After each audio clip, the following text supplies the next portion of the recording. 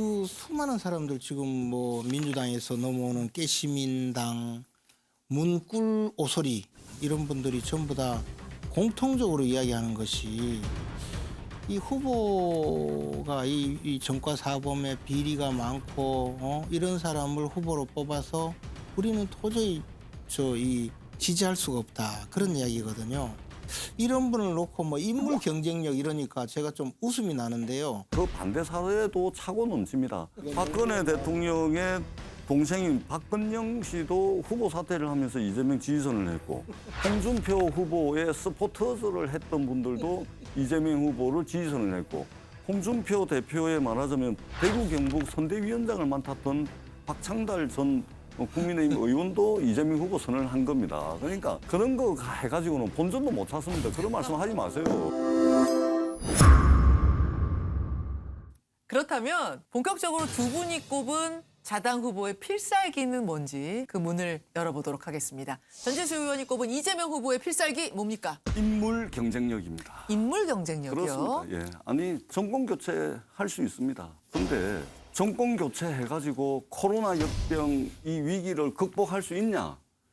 무너진 경제를 이렇게 세울 수 있냐? 예. 민생을 이렇게 세울 수 있냐? 그럴 수 있다면 정권 교체해야죠. 그러나 준비되지 않은 윤석열 후보를 통해서 정권 교체를 했다가는 이건 대혼란만 올 겁니다. 그렇기 때문에 실적과 실력과 능력을 검증받은 공약 잘 지키고 위기에 강하고 경제와 민생에 대해서 뭐 좀 알고 이런 준비된 사람을 통해 가지고 정치 교체를 해서 국민 통합 정부를 만들어 가지고 이 총체적 위기를 극복할 수 있는 사람은 역시 인물 경쟁력에 우위가 있는 이재명이다. 유능한 정조, 윤석열 후보를 임진왜란에서 무능함을 보였던 선조에 빗대서 이재명 후보가 그렇게 정의를 내렸더군요.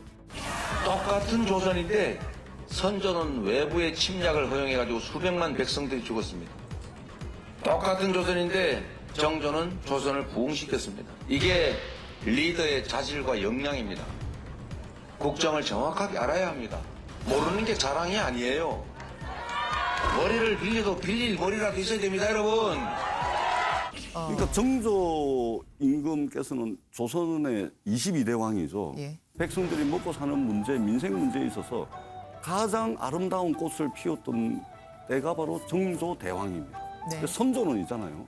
무능하기 이럴 데가 없어가지고 임진왜란이 터져가지고 외놈들한테 두드려 맞고 완전히 조선을 그냥 막 망가뜨렸던, 그래서 민생을 피폐화시키고 했던 사람이거든요. 네. 이번 대선은 정조와 선조의 싸움입니다. 그렇게 이재명 후보가 그렇게 정의를 내렸더군요. 김재원 최고위원. 그 수많은 사람들 지금 뭐 민주당에서 넘어오는 깨시민당, 문꿀 오소리 이런 분들이 전부 다 공통적으로 이야기하는 것이 이 후보가 이 전과 사범의 비리가 많고 이런 사람을 후보로 뽑아서 우리는 도저히 지지할 수가 없다 그런 이야기거든요.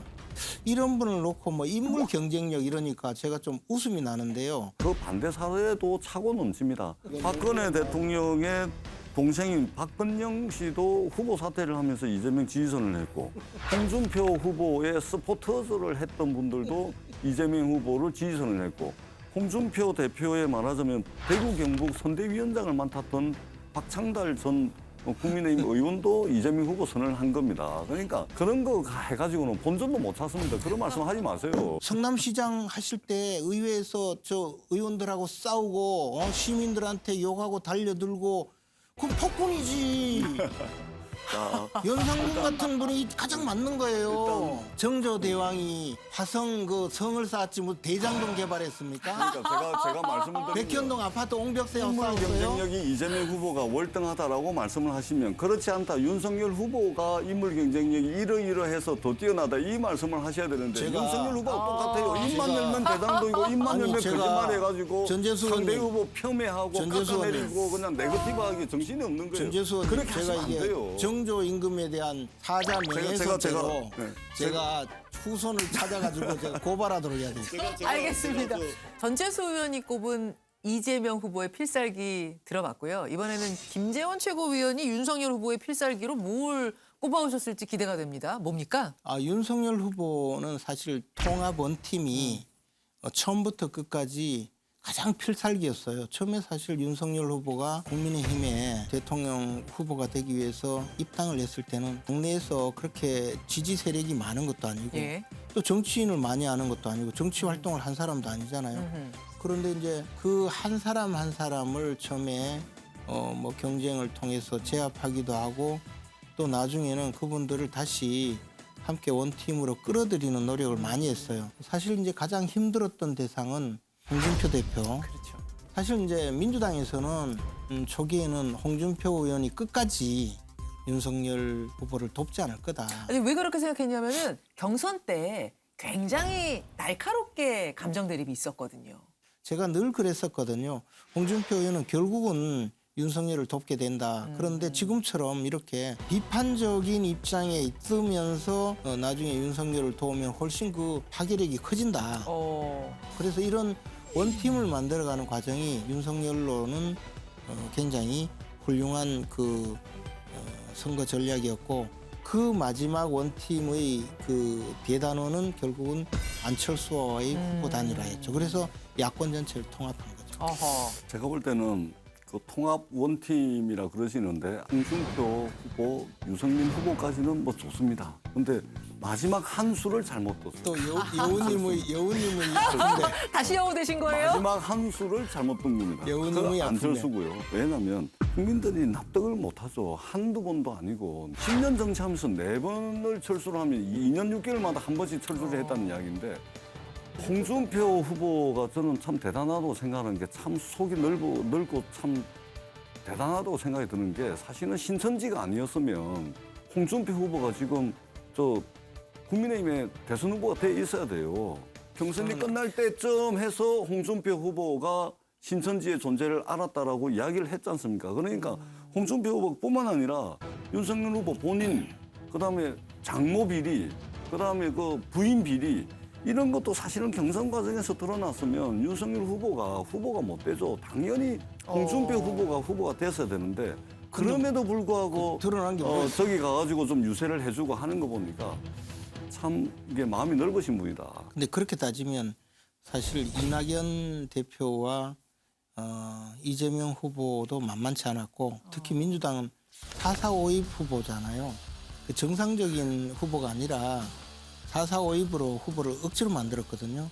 그러니까 아직도 이탈자가 많이 생긴단 말이에요. 근데 우리 당은 이제 당원 당규에 따른 정확한 경선 과정을 거쳤죠. 그리고 그 과정에서 득표를 두고 또는 후보자를 선정하는 과정을 두고 논란은 없었어요.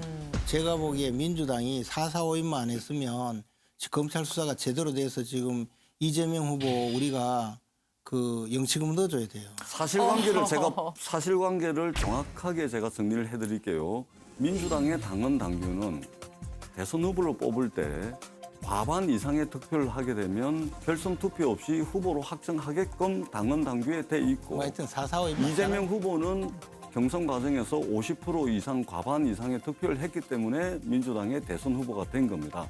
4.4.5입은 이승만 독재정부가 한 것이라는 말씀을 드리고 그 이승만 독재정부의 정통성을 잇는 게 오늘날 국민의힘 아닙니까? 국민의힘의 역사적 정통성이 그 이승만 정부에 맞닿아 있는 거 아닙니까? 그거는 이승만 정부가 4.4.5입을 한 것이죠.